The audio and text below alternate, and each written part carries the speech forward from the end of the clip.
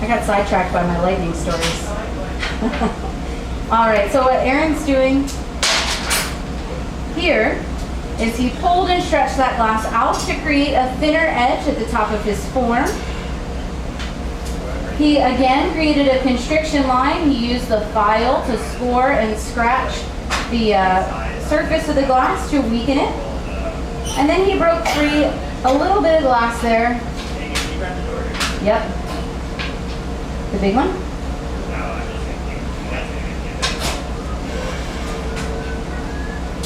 Oh, okay. So that little piece of waste glass that Aaron broke free, I thought it looked a lot like all of our Hawaiian flowers. So I just put it in the oven so that we could save that and take a look at it tomorrow. But typically that waste glass is just sent off the ship with all of our other waste glass. It's recycled by being crushed up into an aggregate for street asphalt. The glass is archival, so unless you're trying to fill the landfill, there's no sense sending it there. So we've got to find creative ways to recycle our material.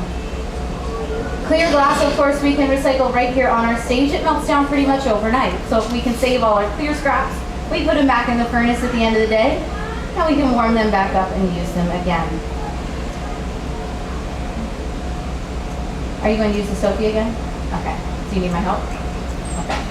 All right, so Aaron's going to use this tool again. It's called a Sophietta, or also a puffer cone.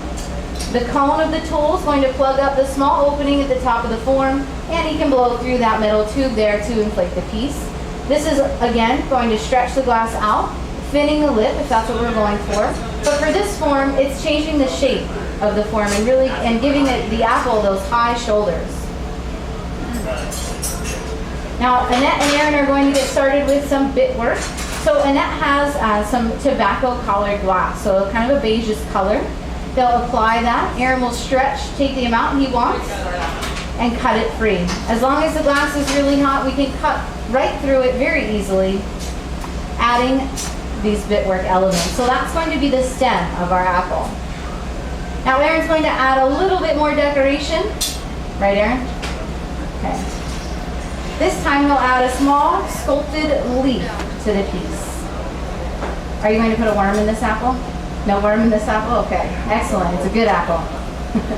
So Annette will set up another bit for us. She'll add the crushed glass color or frit. This time probably a color called Rosetta Green. This is a transparent sort of spring green color, but it's going to look like orange sort of muddy green while it's hot in the studio.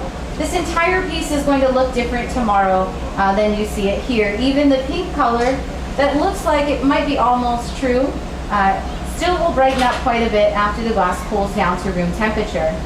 We know the glass is still over 1,000 degrees because it's not cracking and breaking on us. So we still aren't seeing the true colors of the glass.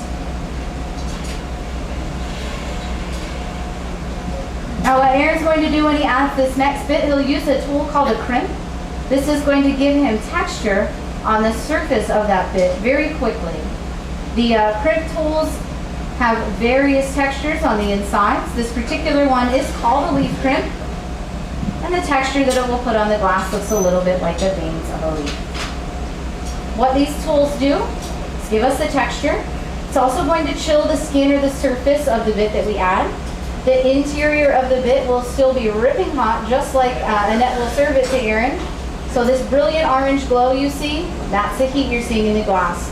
The crimps will create the texture, chill the skin, and then Aaron's still going to be able to manipulate that bit because the interior still has so much heat and he can still move it around. As he stretches it though, that texture that's frozen on the surface, chilled by that cold metal tool, will remain.